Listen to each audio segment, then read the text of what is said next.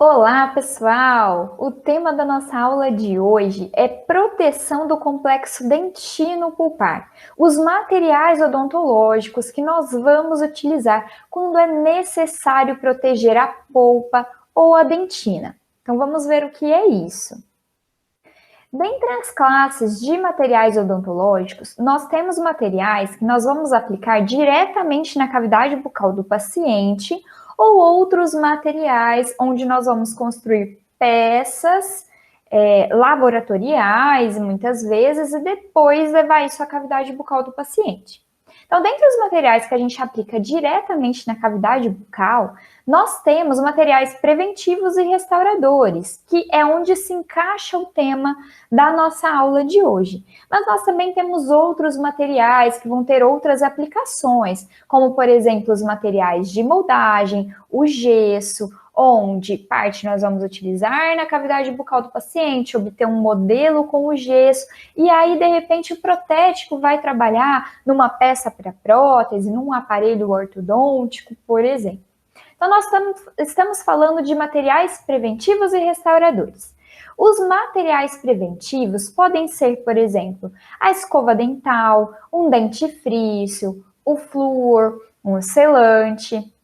Um material restaurador provisório são os cimentos, nós vamos falar deles nessa série de aulas.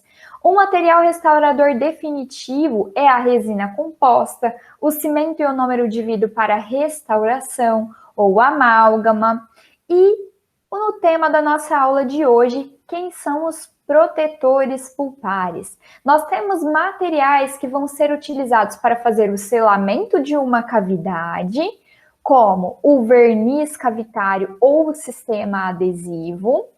Nós temos materiais que podem ser utilizados para fazer o forramento da cavidade, que entra o hidróxido de cálcio, produtos à base de hidróxido de cálcio e o cimento ionômero de vidro.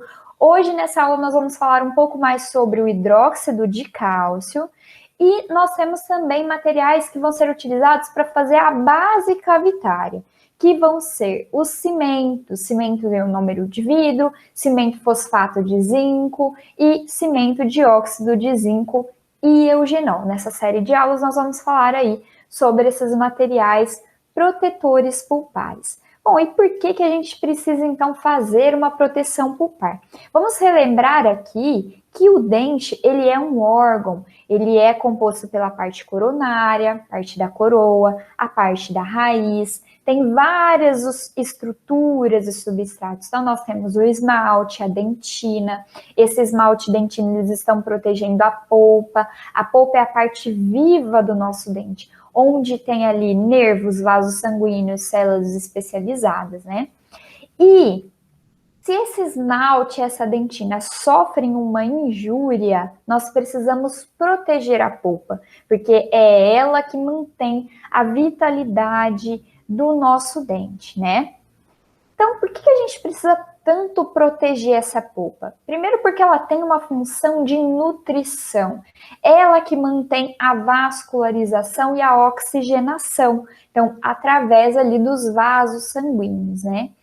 E ela também mantém, como eu já disse, a vitalidade desse órgão dental, que é desse órgão, né, do corpo, que é o elemento dental.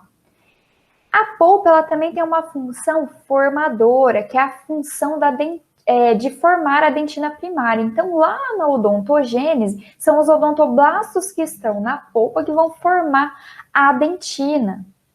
Ela também tem uma função de defesa, tanto pela produção da dentina. Aí, a dentina primária é aquela que a gente produz lá na odontogênese, lá na formação do elemento dental.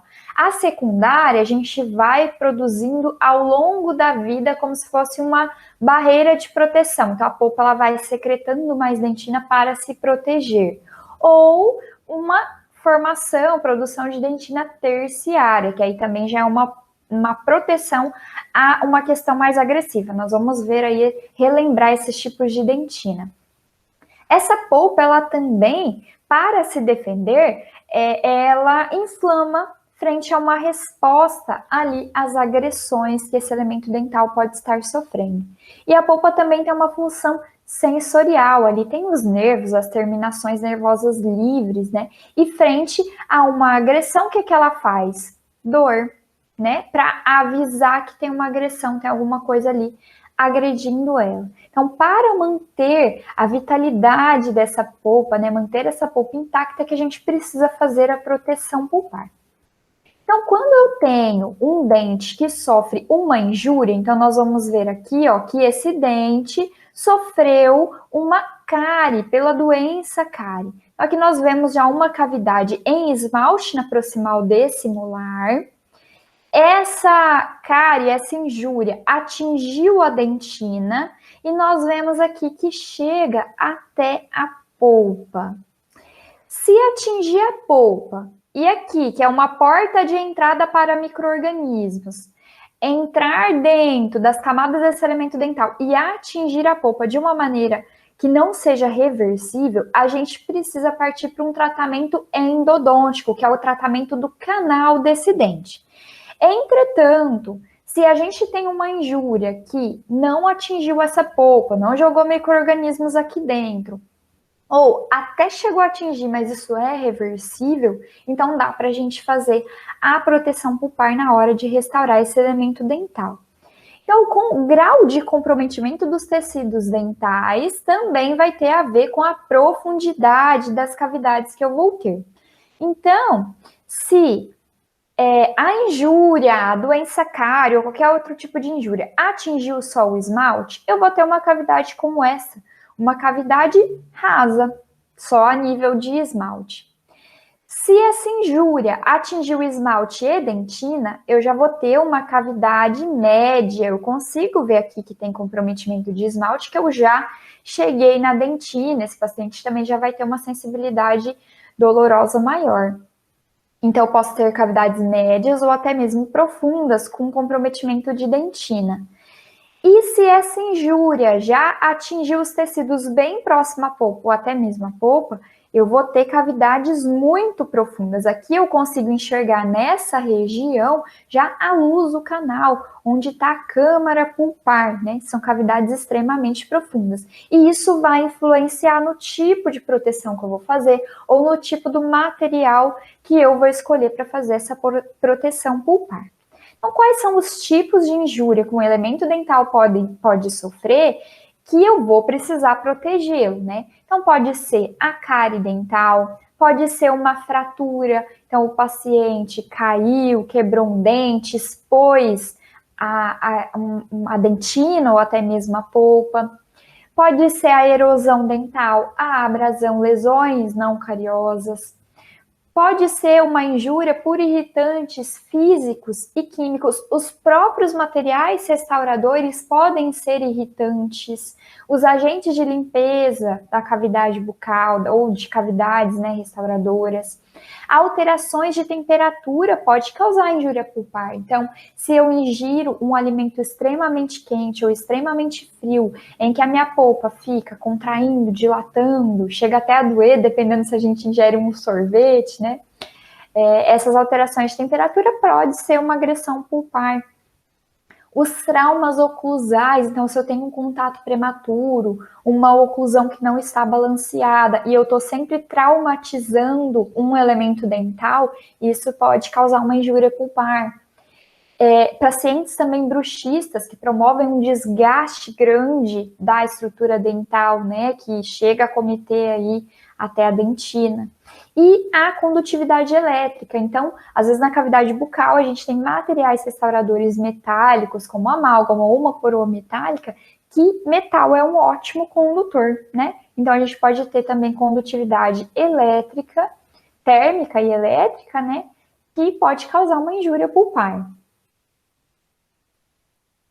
Então, quais são, né, esses agentes agressores? Se forem agentes físicos, a alteração de temperatura é um agente físico, tanto pela ingestão de alimentos muito quentes ou muito frios, tanto pelo calor gerado pela alta rotação, se ele não tiver com uma irrigação adequada.